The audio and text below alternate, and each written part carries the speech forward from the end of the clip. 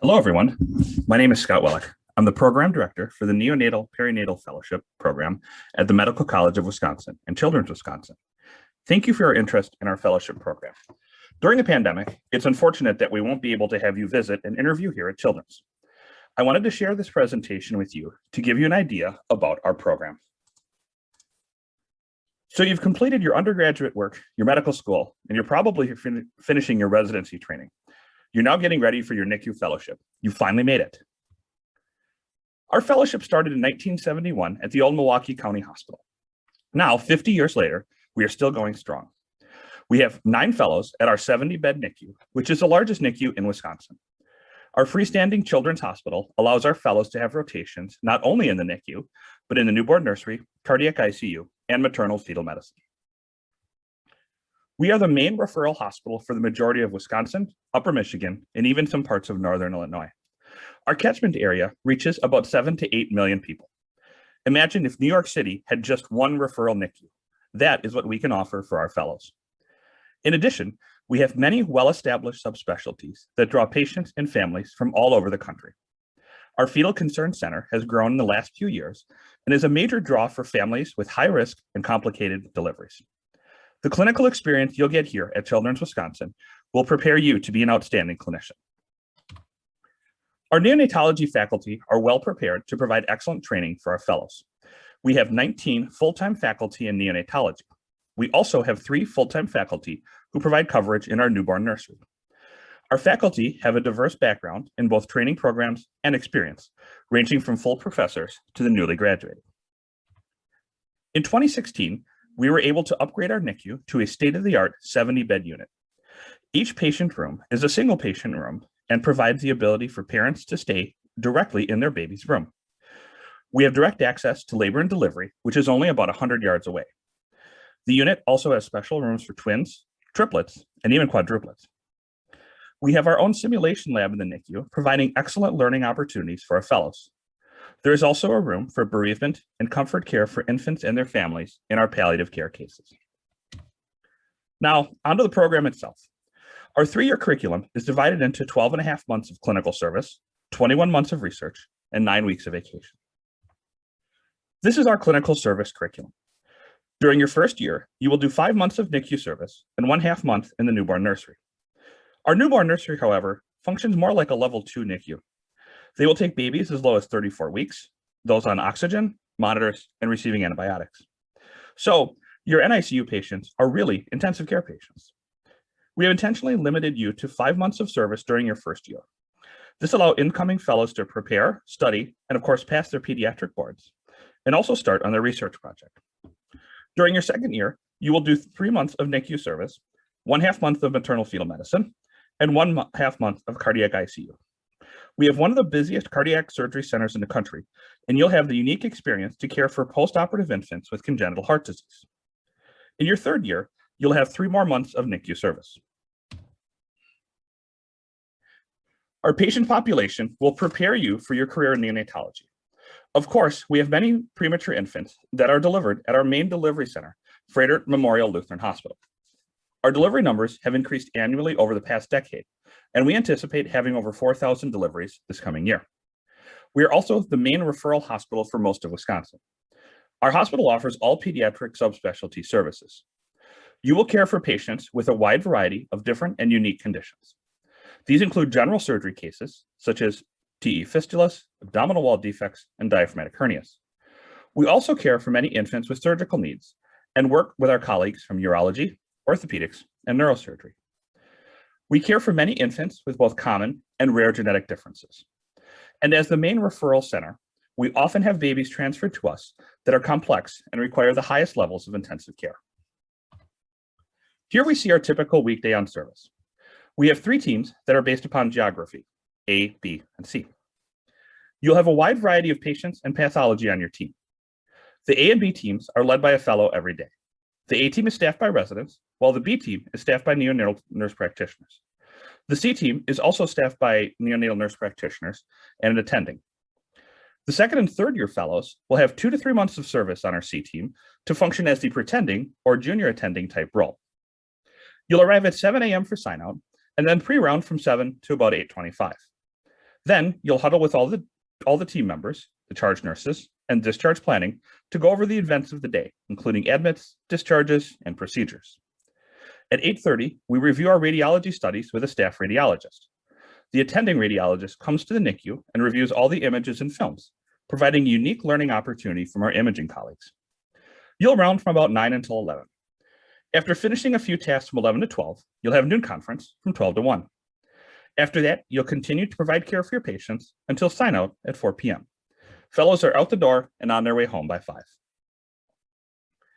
Of course, you'll have some calls during your training. All of our calls are in-house. You'll be on call with an in-house faculty member, 2 nurse practitioners, and 1 resident. We want to keep our rounding fellows available every day during the week, so we don't have you do calls when you're on service. Weekday calls are covered by the fellows on their research. We also want to make sure you get the most out of your MFM and CIC rotations, so we don't have you take weekday calls on those rotations. For our incoming fellows, we have them take a buddy call with one of our senior fellows to get used to the hospital and the system. If you're on service, you'll do every other Saturday, ensuring that you get at least 4 full calendar days off per month. Fellows also don't round post-call, so keep a good work-life balance. If you're on the C team rotation, you may do 3 Friday calls, but it still ensures that you'll have 4 full days off per rotation. Our expectations for your research can be seen here. The first few months are designed for you to identify your mentor. Now, once we've been lucky enough to have matched you, I'll probably contact you to see what your research interests are and try to get some groundwork on your scholarly project. We're so excited for our new fellows that I can't wait until July to start working with you. Once you have a mentor, you'll spend the remainder of your first year getting your study together. This includes IRB and animal protocol submissions. In your second year, you'll be getting all of your data and starting to analyze your findings. In the third year, you'll be expected to finish your data and write up your work project.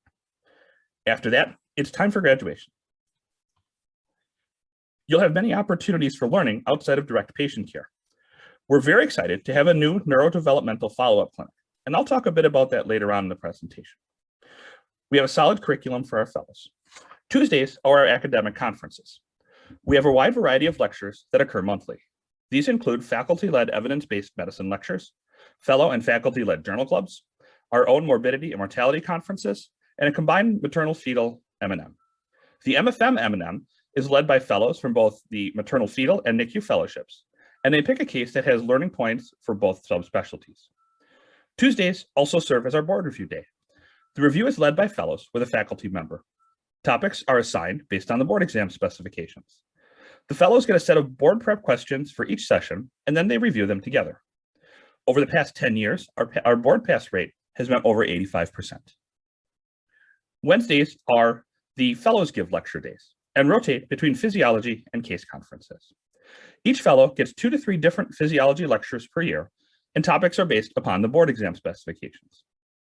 Case conferences are an informal discussion led by the on-service fellows about an interesting case, an ethical dilemma, or challenging diagnosis. Faculty and fellows attend both the Tuesdays and Wednesday conferences. Thursdays are the special fellow lectures. The first half of the year is our Back to Basics talk. Faculty will present common NICU diagnoses and conditions and present them to all of our fellows, geared at the incoming fellows. The second half of our year is the evidence-based discussions on Thursdays. Fellows choose outside speakers to come and provide a lecture. This is only for our fellows, so you get the unique opportunity to hear one of our subspecialty colleagues directly lecture. Topics have included general surgery, trach vent care, and pulmonology. We also have many other educational programs. As a large hospital with many fellowships, we realize that many programs have topics we'd all like our fellows to learn about. This includes writing an abstract, quality improvement, and how to look for a job. Rather than have each section try to find a speaker, we have all of our fellows learn from one outstanding expert. This is our joint fellowship curriculum. You'll have 1 day in the fall and 1 day in the spring dedicated to this education. Although Dr. Kanduri, our section chief, has many research and administrative responsibilities, fellow education is still very important to him. He makes sure he meets with the fellows as a group once per month to discuss your research project. It's an informal way to get advice from one of the world's experts in neonatal research and pulmonary hypertension. We have many patients that have both surgical and neonatal needs and collaborate at the bedside with our surgeons on a daily basis. Because there's always something we can learn from each other, We have a combined neonatal surgery conference. This occurs quarterly and rotates between surgery and neonatology. It's a great opportunity to learn about neonatal surgical issues and is attended by faculty and fellows from both neonatology and pediatric surgery. With our busy Fetal Concern Center, we have many mothers with complex cases. We have our Fetal Concerns Conference on Wednesday mornings. It's attended by NICU, maternal fetal medicine, cardiology, surgery, genetics, radiology, and many other subspecialties. We discuss new cases, changes in findings, and upcoming deliveries. It's a unique experience for our fellows to hear the multidisciplinary conference and is certainly one of their more favorite conferences. Simulation is also an important part of your learning. We have mock codes for our fellows on a regular basis in our NICU simulation lab. We are also starting multidisciplinary mock codes, which will involve faculty, fellows, nurses, respiratory therapists, and pharmacists. We also have our monthly fellow meetings, where I meet with you guys to discuss issues related to our fellowship. One of the biggest strengths of our program is the Fetal Concern Center. The team is made up of maternal fetal medicine, neonatology, and many other pediatric subspecialties. It is led by Dr. Steve Leutner, one of the world's leaders in fetal and neonatal bioethics. Families are referred to us from out the region when they have a pregnancy complicated by maternal illness, congenital anomalies, or difficult pregnancies. The Fetal Concern Center meets with families prenatal in the outpatient settings, and families meet all their subspecialty consultants in one clinic visit. Fellows will participate in at least 10 half-day clinics during their fellowship, and many choose to spend even more time there. You'll pick a patient and then participate in the entire consult, including listening to the MFM, NICU, and subspecialty consultants. This is a unique opportunity for our fellows to learn from the experts at Children's. You get to observe and participate in challenging cases that will prepare you to provide excellent consultation skills as a neonatologist. As a major referral center, we have a lot of patients who require medical transportation from an outside hospital. Children's has a dedicated transport service, and all have a transport-certified nurse and respiratory therapist. However, we often need the expertise of our fellows to assist in those transports. Fellows will be able to go on transport to pick up sick infants from throughout the state. We offer transport by ground, helicopter, and fixed wing. This is a great experience for our fellows. They really get to learn independent practice and communication while being the leader of the transport team out in the field. Our fellowship has many ways that we support our fellows. Every year, fellows receive academic development funds. These can be used to offset the cost of pediatric boards, buy books, or attend conferences. We also want to make sure that you have the ability to show off your successful research projects. So we make sure that you have up to 1 week of educational leave to attend conferences. We know that PAS and SPR conferences are one of the best conferences that a budding neonatologist can attend. We think it's so important that the Department of Pediatrics provides travel grants to fellows to reduce the financial strain of attending the conference. You'll also have time to get together as a group outside the hospital. In the spring, all of our fellows have the retreat.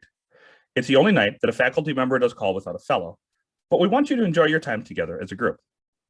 You'll also get to attend our holiday gathering in December, taking part in a nice dinner and holiday festivities. And we have our graduation dinner at the end of the year at a fancy restaurant to celebrate the accomplishments of our graduating fellows. I also want to point out that our program is very family friendly. As neonatologists, we obviously realize how special it is to have a baby.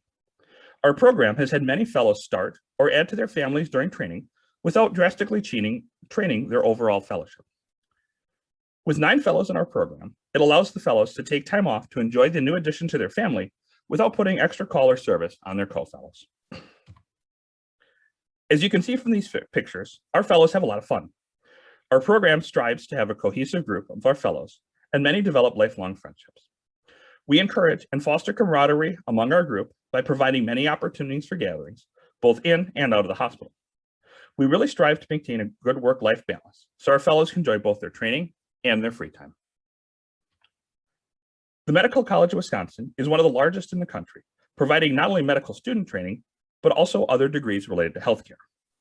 Our fellows have the opportunity to take classes or even obtain advanced degrees during their training.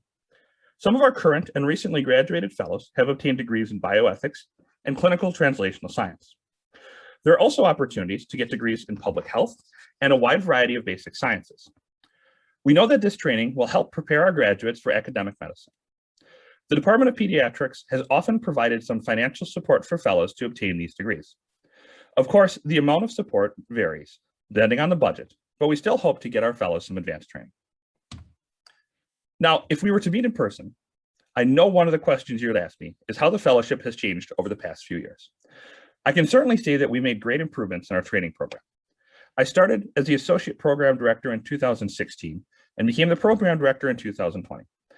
I absolutely love my role as a Program Director, and I plan on being in this role for this program for the remainder of my career. I am completely dedicated to training our fellows and helping them become the best neonatologists possible. We're a very responsive program. I seek feedback from my fellows informally and through formal surveys. And a lot of the improvements we've made have been from direct feedback from our fellows. We've made great improvements in our follow-up clinic. Dr. Susan Cohen, one of our neonatologists, has taken the lead on our neurodevelopmental follow-up efforts and has created not just one, but 2 follow-up clinics for our patients. The Hope Clinic will serve as our traditional NICU follow-up clinic, a place where all of our NICU grads can receive care on their neurodevelopmental progress. We're also excited to have the Dream Clinic. This unique clinic will specifically follow those patients with neurological concerns, such as intraventricular hemorrhage, congenital brain anomalies, and hypoxic ischemic encephalopathy. The clinic will be staffed by both neonatologists and neurologists. We're very excited that we will not only be able to provide the excellent clinical resource for our NICU grads, but a great training spot for our fellows. Fellows will have a robust neurodevelopmental follow-up training, which includes the ability to learn all neurological exam and tests. It'll also provide an outstanding resource for the research efforts. Fellows will be able to conduct research on follow-up under the guidance of Dr. Cohen and can also obtain follow-up data for other clinical studies.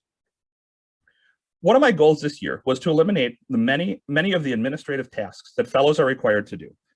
If you've ever been a chief resident, you certainly know that there's a lot of administration that has to occur. One of the most time-consuming things is making a call schedule. We decided to take that burden off of the fellows' hands, allowing them to focus on their clinic and scholarly activities. Using a call schedule program, we're able to make the call schedule for the entire academic year before it even starts. Besides freeing up the chief fellow from making the schedule, it allows the fellows to know what their schedule looked like months in advance. Based on fellow feedback, we changed the structure of our lecture schedules. We now dedicate 2 afternoons per week as academic days instead of 3. This allows fellows to condense their learning into 1 afternoon and provides more flexibility and freedom during their research days on Mondays. We are improving our simulation curriculum. We've increased the number and the quality of mock codes that our fellows attend. We're also developing our comprehensive multidisciplinary mock code curriculum that includes not only physicians, but also nurses, respiratory therapists, and pharmacists. Our program has recently created our own social media presence. The fellowship can now be found on Twitter. This provides a great opportunity for us to show off our amazing accomplishments for the program and, of course, for our fellows. Here we have some of the leaders of our neonatology faculty. Dr. Kanesh Kanduri is the section chief of our division. He is world-renowned in pulmonary vascular biology and PPHM. He has received multiple NIH grants and has mentored many fellows to successful academic careers. Dr. Jeff Seeger is the associate chair of the Department of Pediatrics. Dr. Seeger has been funded from an NIH standpoint in renal and sodium physiology and has been a successful researcher in both basic and clinical science. Dr. Seeger is also highly regarded as a teacher and a mentor. Dr. Joanne Logata is our K-23 funded researcher who studies healthcare utilization and parent quality of life in infants with BPD. She has mentored several fellows in their clinical research scholarly projects, and her mentees have presented at many large academic conferences. Dr. Hang Neem Rao is a K-08 funded researcher who studies TPN-related liver disease. Her studies are focused on translational science. She has mentored fellows in both clinical and translational research projects. Dr. Steve Leutner is the medical director of the Fetal Concerns Clinic. He is internationally known for his work in fetal and neonatal ethics and palliative care. Dr. Leutner provides outstanding mentoring for his fellows in research and is a very active teacher for our fellows. Dr. James Afalayan recently received his K-08 grant for his work in studying mitochondrial redox during the adaptation of the pulmonary circulation at birth. Dr. Afalayan has a very active bench research lab and has mentored many fellows in their basic science scholarly activities. You'll certainly spend a lot of time and effort on your scholarly project. Our hope is that your project will be the first step in a successful career in academic neonatology. We expect our graduating fellows to have completed a first author work product that is worthy of submission to a journal. Since starting this expectation 5 years ago, all of our graduates have met this requirement, and most have had their research accepted for publication. Our fellows have a long and prestigious list of accomplishments during their training. Nearly every fellow has a first author presentation at the Pediatric Academic Society, and several have presented in both their second and third years of training. They have multiple first author manuscripts that have been published. Our fellows have also presented at other local conferences, including the Wisconsin Association for Perinatal Care, American Academy of Pediatrics, Midwest Society for Pediatric Research, and many other conferences. Several fellows have won awards at the PAS and AAP conferences based upon their presentations. Fellows have also been recognized for their teaching skills, receiving awards from the MCW Pediatrics Residency Program for their outstanding work in teaching residents. Several fellows have successfully completed master's degrees at MCW in areas such as bioethics, education, and clinical and translational sciences. And our fellows are always competitive in the local MCW-affiliated House Staff Research Day Awards. Our fellows have been quite successful in their careers after graduation. Here's a map of the locations that our fellows have taken jobs. While many do choose to stay locally in Wisconsin, a lot have traveled throughout the nation. Our graduates are highly sought after and highly recruited. In the past 10 years, 60% of our graduates have gone into an academic setting. Milwaukee is an absolutely wonderful place to live.